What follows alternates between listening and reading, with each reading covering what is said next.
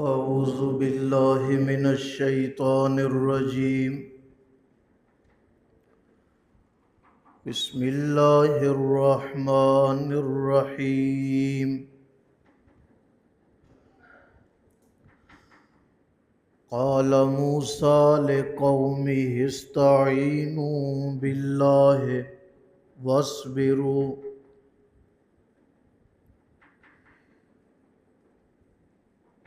إن الأرض لله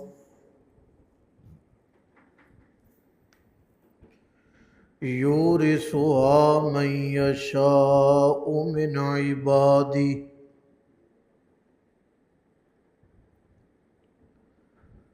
والعاقبة للمتقين. قالوا أوذينا من قبل أن تأتينا ومن بعد ما جئتنا. قال عسى ربكم أن يهلك عدوكم ويستخلفكم في الأرض فينظر كيف تعملون.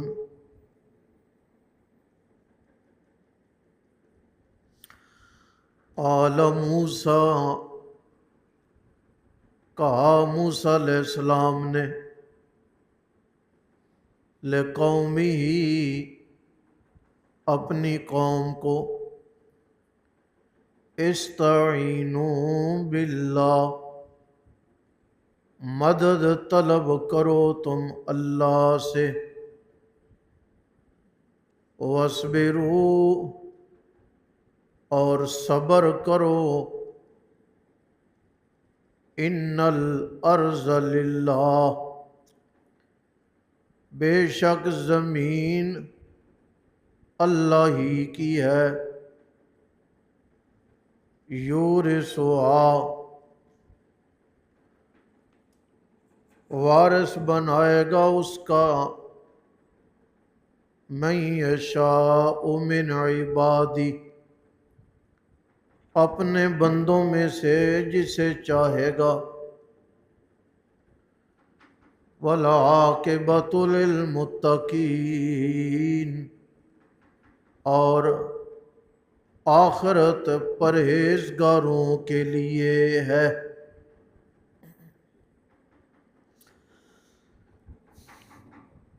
اسی آیت مبارکہ پہ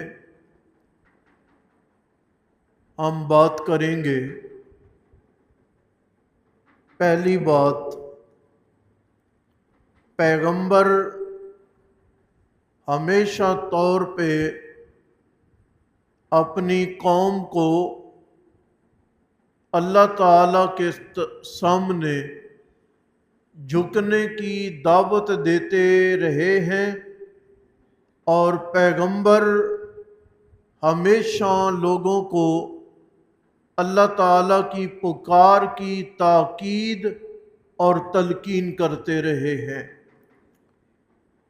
فرعون نے دھمکی لگائی نا کہ ہم ان کے بچوں کو قتل کریں گے، ان کی عورتوں کو ہم زندہ چھوڑیں گے، اور ہمیں طاقت ہے، ہم ایسا کر سکتے ہیں۔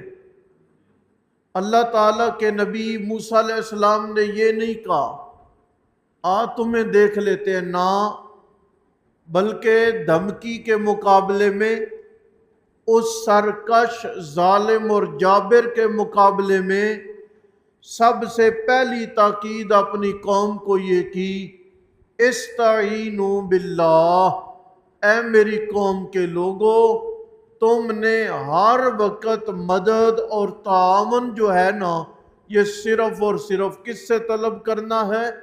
اللہ تعالیٰ سے۔ پیغمبروں کی دعوت یہی رہی ہے۔ حضرت نوح علیہ السلام، رب انی مغلوب فانتصر، اے اللہ ہم مغلوب ہیں، کمزور ہیں، ہماری مدد کر۔ سن رہے ہو؟ انی مغلوبن، مولا میں مغلوب ہوں، میری مدد کر۔ ایک پیغمبر بدر کی لڑائی ہے، رحمت دو عالم صلی اللہ علیہ وسلم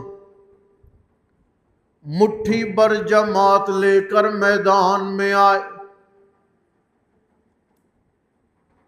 کوئی لمبی چوڑی تیاری نہیں، ساز و سامان نہیں، ظاہری طور پر مقابلہ کرنے کی مکمل پوزیشن بھی۔ تھوڑا سا آپ بولیں خیر۔ پروردگار عالم کے سامنے اپیل فرمائی ہے، میرے مولا کافروں کے مقابلے میں جتنا ہو سکتا تھا ہم نے کر لیا، اپنی جماعت لے کے میں آ گیا، لیکن میرے مولا یہ مختصر جماعت ہے، اگر آج یہ تباہ ہو گئی، یعنی اسے نقصان ہو گیا، آج اسے کوئی گھاٹا پڑ گیا، اے میرے مولا یہ مٹھی بھر جماعت ہے، تیری خالص عبادت کرنے والا اس کائنات میں کوئی نہیں رہ جائے گا، لہذا مہربانی کر اسے بچا کے رکھ، فتح یاب کر، کامیاب کر۔ رحمت دو عالم صلی اللہ علیہ وسلم دعا کرتے کرتے ہاتھ اٹھے اور بلند ہوئے اور بلند ہوئے اور بلند ہوئے، حتیٰ کہ نبی علیہ السلام کے کاندھے مبارک پہ چادر نیچے گرنے لگی۔ حضرت صدیق اکبر تشریف لائے، آ کر چادر کو پکڑا، نبی علیہ السلام کے کندھے مبارک پہ یوں ہاتھ رکھا اور ایک بات فرمائی، یا رسول اللہ مطمئن ہو جائیں، اللہ آپ کو کبھی بھی رسوا نہیں کرے گا۔ قرآن کریم میں انبیاء کرام کی دعوت کا اسلوب ہے، اے لوگو مشکل آ گئی ہے، مشقت آ گئی ہے، دکھ آ گیا ہے، اللہ تعالیٰ کو بھول نہ جانا۔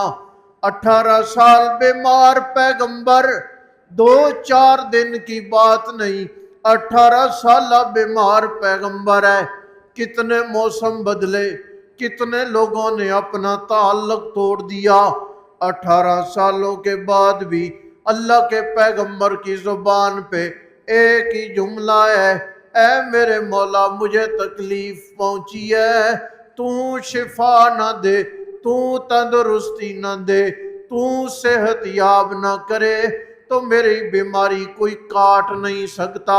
اللہ کریم نے فرمایا، میرے پاک پیغمبر 18 سال تو نے صبر کیا ہے، صبر میں مثال قائم کر دی ہے، پاؤں مار زمین پہ، حضرت ایوب نے پاؤں مارا ہے، پانی کا چشمہ پیدا ہو گیا ہے، صرف یہ پانی حضرت اسماعیل علیہ السلام کے قدم لگنے سے پیدا نہیں ہوا، بلکہ حضرت ایوب کے پاؤں لگنے سے بھی پانی کا چشمہ نکلا ہے۔ فرمایا، میرے ایوب پیغمبر اس پانی کے چشمے میں غسل کرو اور پانی پی بھی لو، غسل کرو گے میں اللہ جسم کے باہر کی بیماریاں ختم کر دوں گا، پانی پیتے جاؤ گے میں اندر کی بیماریوں کا خاتمہ کر دوں گا۔ تو استعینوا باللہ، مدد کس سے مانگو؟ یہ نہیں دیکھنا کہ فرعون ہے، فرعون ہے تو کیا ہے، اللہ تعالیٰ کی طاقت کے مقابلے میں اس کی طاقت کی کیا پوزیشن ہے؟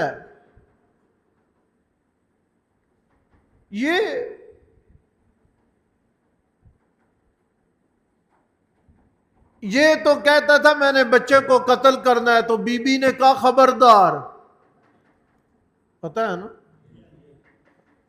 حضرت بی بی آسیہ ہاتھ نہ لائیں.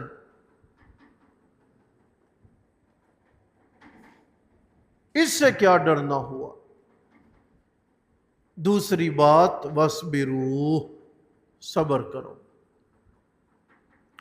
صبر کا ایک معنی میں آپ کو عرض کروں، اپنی باری کا انتظار کرنا. اپنی باری کا کیا کرنا؟ انتظار کرنا. لائن لگی ہے نا جی، کوئی چیز تقسیم ہو رہی ہے، لائن لگی، تو صبر کیا؟ بے صبری کیا ہے؟ قطار توڑنا، آگے نکلنا، سفارشیں لگانا، منتیں سماجتیں کرنا، رشوت دینا، اور کسی کو ڈرا دھمکا کے اس کی جگہ لینے کی کوشش کرنا. اور صبر کیا ہے؟ اپنی باری کا انتظار کرنا. آپ نے مانگا ہے نا اللہ سے، اب ذرا صبر کریں، انتظار کریں، دے گا. وہ داتا ہے، اس نے دینا ضرور ہے. آج دے، کل دے، مانگے، کثرت سے مانگے، شور شرابہ نہ کریں.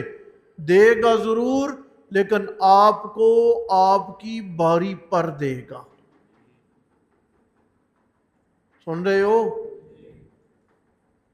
باری سے پہلے جپٹنے کی کوشش نہ کریں، انتظار کریں. وہ جو انتظار ہے نا، اس میں آپ کے لیے خیر ہے. کیوں نہیں جلدی دے رہا؟ ہو سکتا ہے وہ زمانہ جو آپ کو صبر میں گزارنا ہے نا، وہ آپ کے دل میں نعمت کی قدر پیدا کر دے. مانگا، اس نے دے دیا، تو فوراً مل جانے کے بعد کسی شے کی پوری قدر نہیں ہوتی. اور یہ بھی ہوتا ہے، ممکن ہے فوراً مل جائے تو بندہ فتنے میں بھی پڑ سکتا ہے. اس لیے وَاصْبِرْ. ان الارض للہ، بے شک یہ زمین اللہ ہی کی ہے. قرآن کریم نے 21ویں پارے میں بھی 26ویں پارے میں بھی دونوں مقام پہ ذکر فرمایا ہے. 21ویں پارے میں فرمایا ھذا خلق اللہ، ان ساری چیزوں کو پیدا کرنے والا کون ہے. اور 26ویں پارے میں اللہ کریم نے فرمایا میرا در چھوڑ کے جنہیں تم پکارتے ہو، ذرا یہ تو بتاؤ انہوں نے کوئی زمین بنائی ہے؟ ام لہم شرک فی السماوات، یا انہوں نے کوئی آسمان بنانے میں تعاون کیا ہے؟ نہ تو زمین میں کسی نے تعاون کیا ہے، نہ آسمان بنانے میں کسی نے معاونت کی ہے. ان الارض للہ، یہ ساری کی ساری زمین اللہ پاک کی ہی ہے. یورثھا من یشاء، آج ایک بندے کے کنٹرول میں ہے، اس سے چھینی کل اللہ نے دوسرے کو دے دی ہے، اس سے چھینی کل اللہ نے تیسرے کو دے دی ہے. یورثھا من یشاء، اس کی مرضی ہے کس کو کتنی دیر دے گا، لیکن اگلوں کے لیے لے گا. تمہیں زمین کے اندر جگہ دے گا. لیکن اے میری قوم کے لوگوں، ایک بات یاد رکھ لینا، ممکن ہے کہ اس دنیا میں تمہیں یہ زمین زیادہ نہ بھی ملے، ممکن ہے دنیا میں تمہیں شکست ہو جائے، ممکن ہے دنیا میں تمہیں کوئی ظاہری نقصان ہو جائے، لیکن وَالْعَاقِبَةُ لِلْمُتَّقِينَ، آخرت یہ تقوی والوں کو ملے گی. آخرت میں تمہیں کوئی بھی نقصان نہیں ہو. یہ جو وَالْعَاقِبَةُ لِلْمُتَّقِينَ ہے نا، یہ تمام عبادت گزار لوگوں کے لیے تسلی پر مشتمل جملہ ہے